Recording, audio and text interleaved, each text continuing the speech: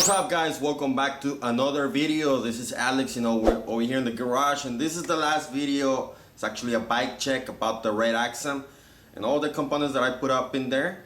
So without further ado, let's get right into it. Why waste time?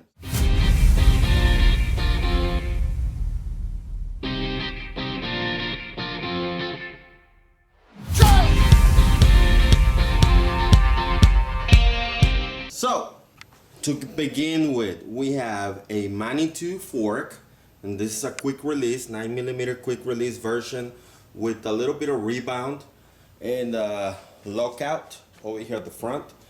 It's 100mm of travel, and it's one of those forks that have the rear arc. And then if we move to the crankset, we have a JG Bike crankset with a JG Bike oval 32 tooth chain ring in red. Then we have the Fuker pedals, black ones. It came in with light blue ones, but he wanted to change the color scheme, so we went with black ones instead. And for the group set, since we're down here, we have a Box 3 Prime 9 limited split clutch derailleur with a shifter and a 9-speed cassette. Everything's box branded, even the chain. And the cassette is 11 to 52 cassette with it jumps the gears really smoothly, no problems whatsoever. We come to the cockpit. We have airgun grips. These are actually pretty comfortable. I took it to the trails, and it was comfortable all around.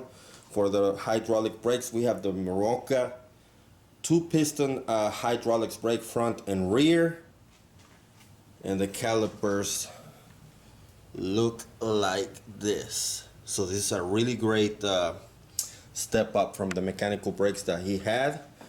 And then of course we have a 780 handlebar. I don't have a name for this one, but if I can find it, I also linked it below. We changed the stem. It came in with the same one, but a light blue one from Wake. And like I said, he wanted to change the color, so he brought me this one. It's also a Wake. We also changed the stem bolts over here for red, and it has a little bit of a graphic. It doesn't look too bad.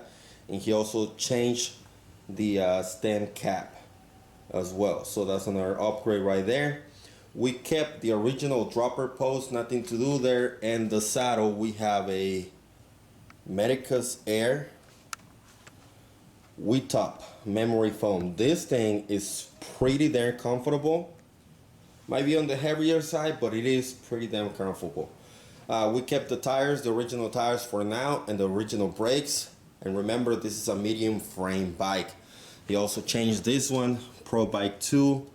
And this seems to be aluminum. It looks pretty nice. I like the matte color in there, so that's pretty cool. We also replaced the headset. We got the Zito seal bearings headset, top and bottom, and we have, since this is a straight tube fork, we have the adapter in it. Now, some of the other parts that he wanted to use, but we couldn't use, they are over here. So he wanted to use this for the crank arms. However, they wouldn't line up, so he doesn't know this yet. These are the pedals that we took off. Also race face, Fukers right here with the light blue ones. He also wanted to do 180 rotors, front and rear, but he brought me these floating rotors.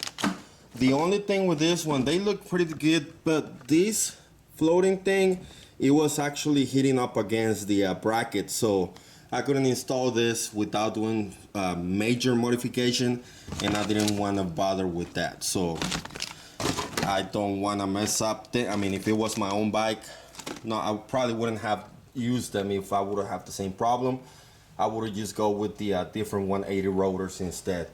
I don't think it's worth it modifying this, knowing that you will compromise the integrity of them as well. So those things I was not able to install, and the bike is finished for now.